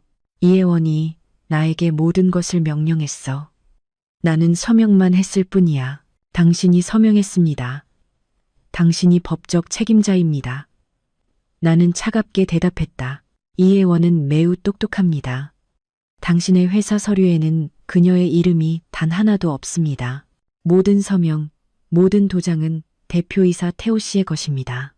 판사가 당신 같은 채무자의 증언을 믿을까요? 아니면 서명된 서류를 믿을까요? 태호는 땀에 젖어 떨었다. 그는 이 정도 규모의 조세 포탈은 최소 10년의 징역형을 의미한다는 것을 깨달았다. 지수야, 나를 구해줘. 그는 다시 무릎을 꿇고 나에게 간청했다. 당신은 재무 전문가잖아. 법을 알잖아. 나를 도와줘. 감옥에 가고 싶지 않아. 부모님도 계시고. 나는 미동도 없이 그를 바라보았다. 저는 당신에게 자산을 수락하여 빚을 갚도록 했을 때 횡령죄를 면하게 해줄 기회를 주었습니다. 하지만 당신과 이혜원의 탐욕은 너무 컸습니다. 이것을 해결할 방법이 있습니까? 갑자기 경찰 역할을 맡은 최준혁이 끼어들었다. 당신이 수사에 협조하고 자백하며 이 계획의 진정한 배후에 대한 증거를 제공한다면 형량을 줄일 수 있습니다. 태호는 익사 직전의 사람처럼 그 가능성을 붙잡았다. 그는 고개를 끄덕이며 최준혁을 향했다. 자백하겠습니다. 모든 것을 말할게요. 제가 이혜원과 돈을 나눌 때마다 기록했던 수첩이 있습니다. 그녀가 통제하기 위해 그렇게 하라고 강요했어요. 부모님 댁 금고에 숨겨뒀어요. 최준혁과 나는 서로를 바라보았다. 그것이 바로 우리가 필요했던 것이었다. 그 수첩은 이혜원에 관해 박을 마지막 못이었다. 좋습니다. 나는 일어섰다. 계속 회복하세요. 잠시 후 경찰관들이 와서 당신의 진술을 받을 것입니다. 솔직하게 말하세요. 그것이 당신의 유일한 탈출구입니다. 우리는 방을 나섰다. 태호는 기진맥진하여 바닥에 남아 있었다. 그는 자신의 인생이 끝났다는 것을 알았지만 적어도 이혜원을 함께 끌어내릴 기회는 있었다. 복도에서 최준혁은 내 손을 잡고 부드럽게 쥐었다. 당신은 정말 대단합니다. 일석이조입니다. 태호를 제거하고 이혜원을 감옥에 보낼 증거를 얻었습니다. 이 모든 것이 당신의 훌륭한 연기 덕분입니다. 나는 손을 빼고 머리를 정리했다. 이제 그 수첩을 가지러 갑시다. 이혜원이 위험을 알아차리기 전에 밖에는 비가 그쳤다. 희미한 무지개가 지평선에 그려졌다. 나는 폭풍 후에 깨끗한 공기를 깊이 들이마셨다. 전쟁은 곧 끝날 참이었다. 우리는 그날 밤 병원을 나섰다. 최준혁은 운전기사가 운전하자고 제안했지만 나는 거절했다. 내가 운전하고 싶었다. 밤을 가로질러 차를 통제하는 느낌은 내가 침착함을 유지하는데 도움이 되었다. 마이바흐는 태호의 고향인 경상북도 안동으로 향하는 고속도로를 미끄러지듯 달렸다. 태호의 고향은 올리브밭과 참나무 숲으로 둘러싸인 작은 마을이었다. 내가 돌아온 것은 3년 만이었다. 마지막으로 왔을 때는 가족 행사 때문이었다. 그때 나는 온 가족을 위해 부엌에서 쉬지 않고 일하는 완벽한 며느리였다.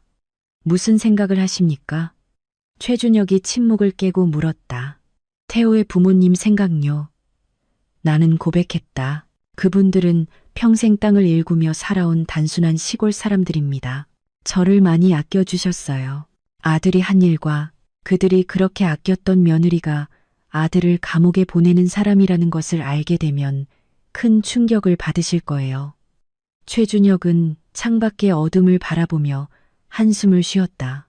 탐욕의 비극입니다. 태호 씨는 이 길을 선택했고 그 결과를 감수해야 합니다. 당신은 옳은 일을 하고 있는 겁니다.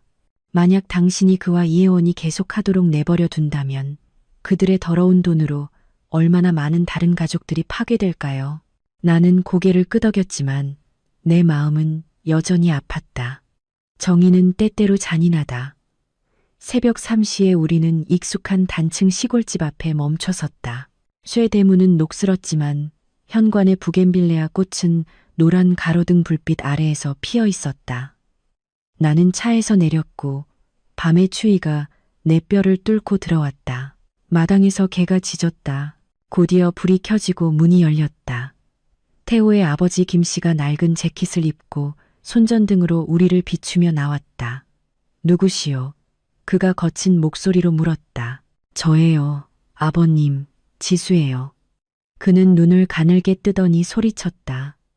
지수야, 아가. 이 시간에 여기서 뭐하니? 그는 서둘러 대문을 열었다. 태호의 어머니 박 씨도 나와서 내 손을 잡았다. 아가, 왜 미리 연락 안 했니? 너 얼었잖아. 들어와, 들어와. 그들의 친절함에 내 마음이 찢어졌다. 그들은 이혼이나 마드리드에서 일어난 끔찍한 일에 대해 아무것도 몰랐다. 태호가 모든 것을 숨겼던 것이다. 급한 일이 생겼습니다. 나는 최준혁을 간략하게 소개했다. 직장 동료입니다. 그들은 우리를 안으로 초대했고 허브 리큐어를 대접하고 과자를 꺼냈다. 집은 내 기억 속 그대로였다. 단순하고 아늑했다. 벽에는 여전히 우리의 결혼 사진이 걸려 있었다. 그때 우리의 미소는 이제 쓴웃음처럼 보였다. 어머님, 아버님. 나는 잔을 내려놓고 용기를 내기 위해 심호흡을 했다. 이렇게 찾아와서 죄송합니다. 저는 방문하러 온 것이 아닙니다. 태호 씨가 금고에 숨겨둔 것을 찾으러 왔습니다. 김 씨는 놀랐다. 태호가 뭘 숨겼다고? 거기에는 땅 문서만 보관한다고 했잖아. 그가 자신의 범죄 증거를 숨겼습니다. 나는 솔직하게 말했다. 태호 씨는 불법 사업, 탈세 및 돈 세탁에 연루되었습니다. 경찰이 그를 조사하고 있습니다. 그가 협력하여 형량을 감경받을 수 있도록 이 증거를 확보하지 못하면 그는 남은 여생을 감옥에서 보낼 수도 있습니다. 박 씨는 손에 든 잔을 떨어뜨려 산산조각 냈다.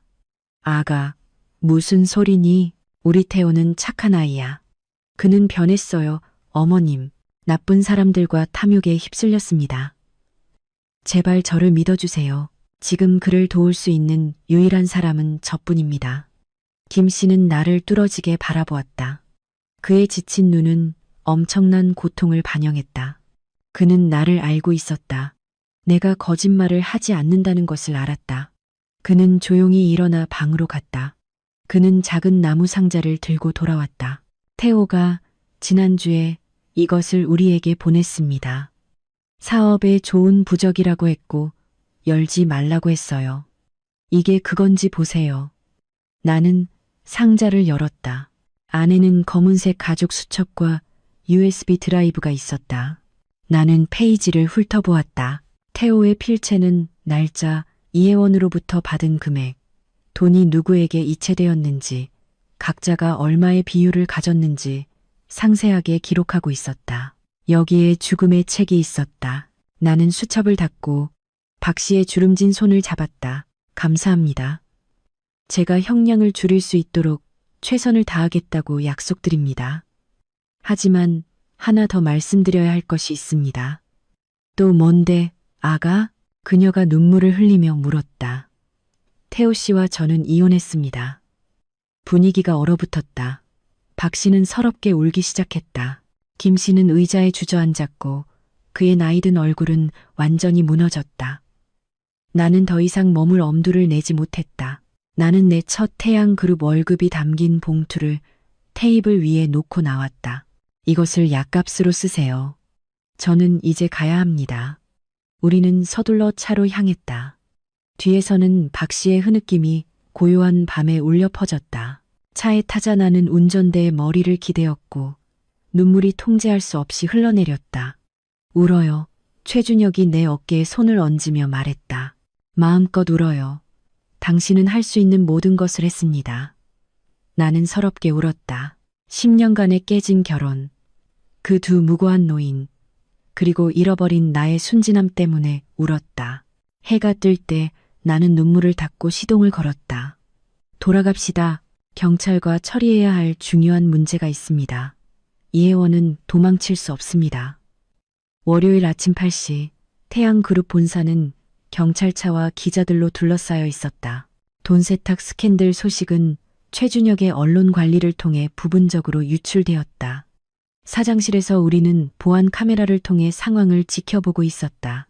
국가수사본부 국수본의 수첩과 USB가 전달되었습니까? 최준혁이 법무팀장에게 전화로 물었다. 네, 회장님. 새벽 6시에 전달되었습니다. 담당 수사관이 증거를 검토하고 이혜원 씨에 대한 긴급 체포 영장을 발부했습니다. 좋습니다. 그리고 태호 씨는 수사에 협조하기 위해 병원에서 구치소로 이송되고 있습니다. 나는 창밖을 바라보았다. 법적인 폭풍이 터졌다. 한편 이혜원의 고급 주택은 혼돈 그 자체였다. 밤샘 후 그녀는 보석, 시계, 돈다발을 여행 가방에 미친 듯이 쑤셔 넣고 있었다. 그녀는 포위망이 좁혀지고 있다고 느꼈다. 그녀는 플랜 B를 사용하기로 결정했다. 육로로 부산, 인천으로 도망가서 그곳에서 다른 나라로 비행하는 것이다. 그녀는 국경을 넘는 것을 도와줄 조직을 고용했다. 빨리. 그녀는 가정부에게 소리쳤다. 저 가방들은 버리고 다이아몬드만 가져가.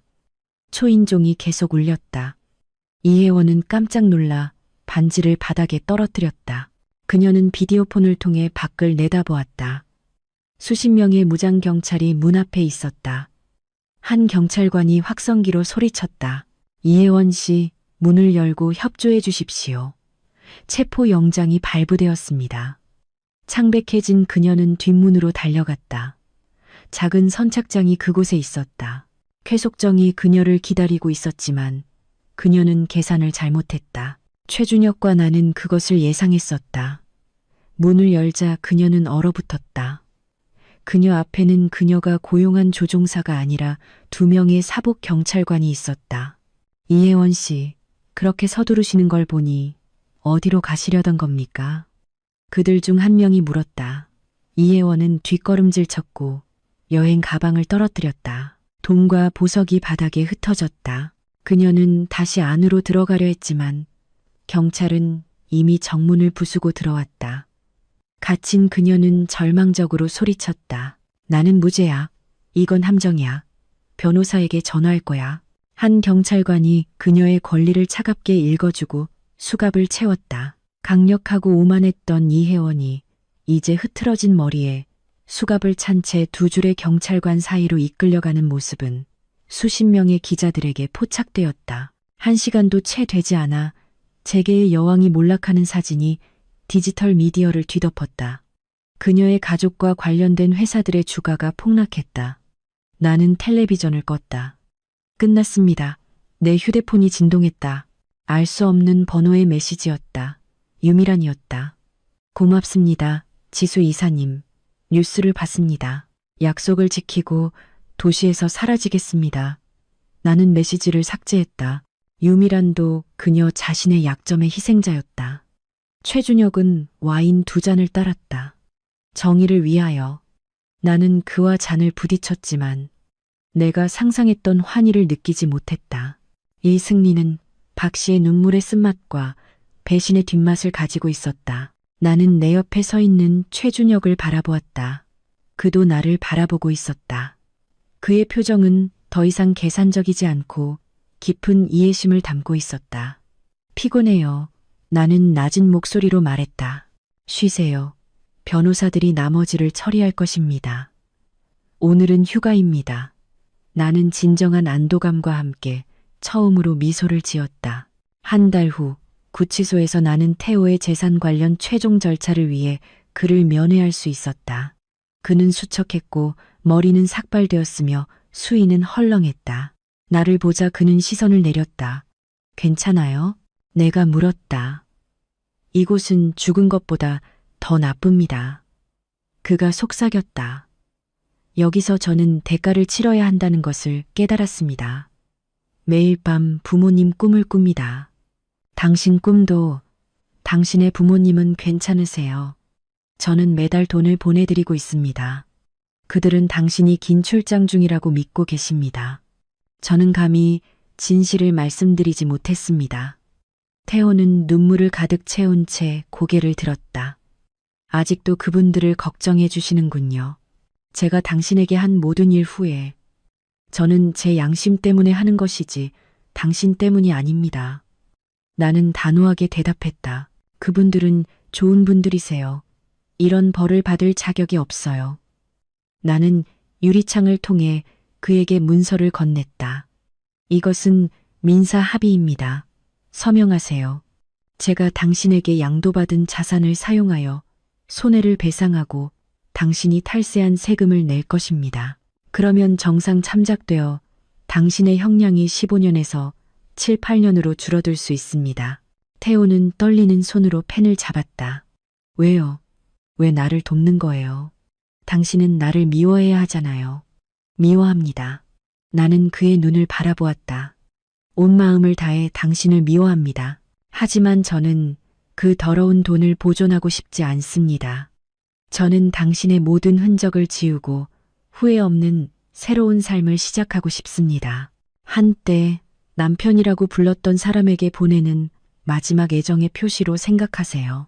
태호는 고개를 숙이고 어린 아이처럼 울었다. 그는 눈물로 얼룩진 글씨로 서류에 서명했다. 내가 나올 때 이혜원의 변호사와 마주쳤다. 그녀는 상태가 매우 나쁩니다. 그가 나에게 말했다. 계속 모든 것을 부인하고 우리를 고소하겠다고 위협합니다. 하지만 수첩의 증거와 태호 씨의 자백은 압도적입니다. 그녀는 돈 세탁 및 횡령 계획을 주도한 혐의로 무기징역에 직면해 있습니다. 그녀의 재산이 압류된 상황에서 아무도 그녀를 구할 수 없었다. 나를 파괴하기 위해 뭉쳤던 이혜원과 태호는 이제 감옥에서 서로를 잡아먹고 있었다.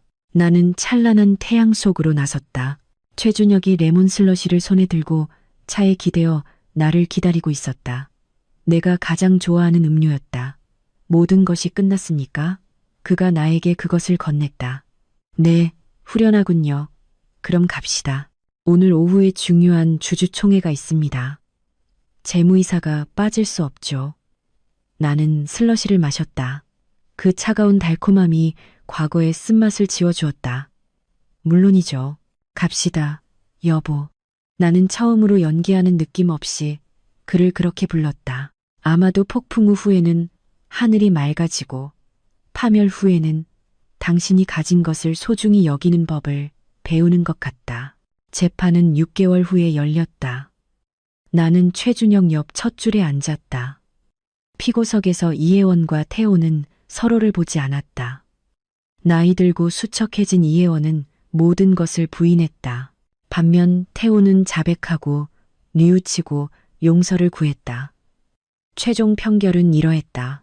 이혜원, 횡령 및 돈 세탁 혐의로 무기징역 선고, 300억 원 반환 의무 및 모든 재산 몰수. 태호, 조세 포탈 및 필요적 공범 혐의로 8년 징역. 그의 협조와 손해배상 덕분에 그는 최고 형량을 피했다. 선고를 듣자 이혜원은 무너졌다. 태호는 단순히 고개를 숙이고 나에게 후회와 감사의 마지막 시선을 보냈다. 나는 과거에 대한 최종 작별 인사를 하듯 살짝 고개를 끄덕였다. 카메라에 둘러싸인 채 법정을 나설 때 최준혁이 내 손을 잡았다. 정말로 끝났군요. 네, 각자 자신의 대가를 치렀습니다. 복수는 완성되었지만 환희 대신 엄청난 공허함을 느꼈다. 나는 최준혁을 바라보았다. 그는 여전히 그곳에 바위처럼 굳건하게 있었다. 우리는 공동의 적에 의해 뭉쳤었다. 이제 그가 사라졌으니 우리에게 남은 것은 무엇일까? 집에 가서 쉬고 싶어요. 나는 낮은 목소리로 말했다. 차 안의 침묵은 짙었다. 우리의 계약의 마지막 조항을 실행할 시간이었다. 일주일 후 태양그룹의 모든 재정 문제를 정리한 후 나는 서랍에서 흰 봉투를 꺼냈다. 안에는 내가 서명한 합의 이혼 신청서가 들어있었다. 우리의 결혼은 목표를 기반으로 했다. 목표가 달성되었으니 나는 최준혁을 붙잡아 둘 권리가 없었다. 그는 계약 때문이 아니라 진정으로 자신을 사랑하는 사람을 만날 자격이 있었다. 나는 그의 사무실로 들어갔다. 그는 화상회의 중이었다. 그는 나에게 기다리라는 신호를 보냈다. 나는 그가 일하는 모습을 지켜보았다. 그의 집중력, 그의 예리함, 그를 얼마나 그리워할지 깨달았다. 회의가 끝나자 그는 미소를 지으며 다가왔다. 무슨 일입니까? 또 다른 도둑을 발견했습니까? 아니요. 나는 미소를 지었다. 나는 봉투를 테이블 위에 놓았다. 아니요. 계약을 청산하러 왔습니다. 그의 미소가 사라졌다. 이게 뭡니까? 이혼 신청서입니다. 우리는 우리의 합의를 이행했습니다. 저의 임무는 끝났습니다. 최준혁은 봉투를 잡았지만 열지 않았다. 그는 그것을 손으로 돌렸다. 정말로 떠나고 싶습니까? 네, 저는 더 이상 당신의 관대함을 남용하고 싶지 않습니다. 저는 잘 살 만큼 충분한 것을 가지고 있습니다. 저 자신을 다시 찾고 싶어요. 다시 찾는다고요? 그가 코웃음 쳤다. 가세요. 저는 제 말을 지키고 있습니다. 나는 그를 쳐다볼 용기가 없어 일어섰다. 이미 고급 주택에서 짐을 다 챙겼습니다. 모든 것에 감사드립니다. 안녕히 계세요. 나는 문을 향해 걸어갔고 그가 나를 막아주기를 바랐지만 오직 침묵만이 있었다. 문을 닫자 눈물이 흘러내렸다. 나는 나의 옛 아파트로 돌아왔다. 사흘간 절대적인 침묵이 흘렀다. 나는 정상적인 삶으로 돌아가려 했지만 내 마음은 다른 곳에 있었다. 넷째 날 오후에 초인종이 울렸다. 최준혁이었다. 그는 말없이 들어섰다. 여기서 뭐 하세요? 서명했어요. 내가 물었다. 그는 대답하지 않았다. 그는 주머니에서 이혼 신청서를 꺼내 내 앞에서 조각조각 찢었다. 무슨 짓을 한 거예요? 내가 외쳤다. 계약을 취소했습니다. 그가 침착하게 말했다. 회장으로서 저는 이 사임을 승인하지 않습니다. 이것은 터무니없습니다. 결혼이지 회사가 아니에요. 그가 다가와 나를 벽으로 몰아붙였다. 나에게는 같습니다. 들어봐요. 지수 씨. 나의 자산은 엄청나고 회계 장부는 끝이 없으며 직원은 수천 명입니다. 저는 혼자서 이것을 관리할 수 없습니다. 당신은 내가 맹목적으로 신뢰하는 유일한 사람이고 태양그룹의 모든 구석을 아는 유일한 사람입니다. 지금 저를 버리려고 합니까? 다른 CFO를 고용할 수 있잖아요? CFO는 고용할 수 있지만 아내는 고용할 수 없습니다. 그의 시선은 강렬했다. 저는 전시용 인형이 필요하지 않습니다. 저는 동반자가 필요합니다. 내 옆에 설 만큼 강하고 나에게 조언할 만큼 똑똑하며 나와 함께 이 가족을 보호할 만큼 냉혹한 사람. 그리고 그 사람은 당신밖에 될 수 없습니다. 하지만 우리는 비즈니스 계약으로 시작했잖아요. 그가 나를 가로막았다. 최고의 계약은 양 당사자가 평생 갱신하고 싶어 하는 계약입니다. 저는 당신과의 이 결혼 계약을 갱신하고 싶습니다. 기간 무제한, 이익 50%, 위험은 제가 감수하겠습니다. 서명하겠습니까? 그것은 내가 들어본 가장 실용적이고 덜 낭만적인 선언이었지만 내 심장을 어떤 달콤한 말보다 더 강하게 뛰게 만들었다. 그는 나에게 사랑한다고 말하지 않았지만 내 삶의 대체 불가능한 위치를 확인시켜 주었다. 당신은 똑똑하군요. 내가 말했다.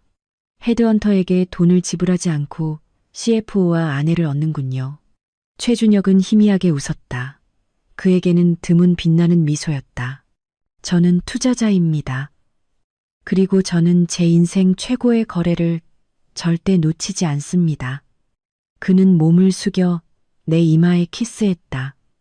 집으로 돌아와요. 당신 없이는 집이 차갑고 저는 잠을 잘 수 없어요. 나는 다시 그 고급 주택으로 돌아왔고 이번에는 그의 아내 최준혁의 여자로서 돌아왔다. 우리의 삶은 로맨틱 코미디가 아니었다. 우리는 여전히 저녁 식사 시간에 시장 전략에 대해 논쟁하는 워커홀릭 전문가 2명이었다. 하지만 그 메마름 속에는 깨지지 않는 유대감이 있었다. 어느 날 밤 테라스에서 나는 그의 어깨에 머리를 기댔다. 전에는 행복이 한 남자를 위해 희생하는 것이라고 생각했어요.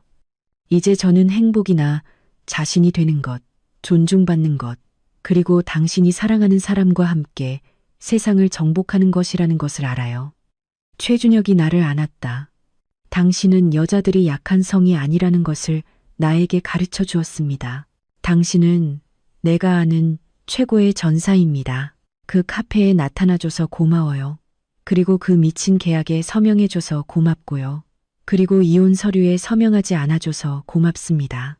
나는 미소를 지었다. 절대요. 그가 내 머리에 키스했다. 나는 상어입니다. 일단 미끼를 물면 놓지 않습니다. 그의 휴대폰이 울렸다. 분기별 보고서였다. 이익이 30% 증가했습니다. 이 모든 것이 내 아내 덕분입니다. 당신은 어떤 보상을 원합니까? 당신의 모든 삶은 어떻습니까? 내가 그를 도발했다. 그는 행복하게 웃었다. 허락합니다. 고통스러웠던 과거는 뒤로하고 태호와 이혜원은 감옥에서 자신들의 실수를 갚고 있었다. 그리고 나는 이성과 힘, 그리고 성숙한 사랑 위에 건설된 나의 행복의 고삐를 쥐고 있었다. 결혼 계약은 영원한 약속이 되었고 그것은 최준혁과 내가 맺은 가장 성공적인 거래였다.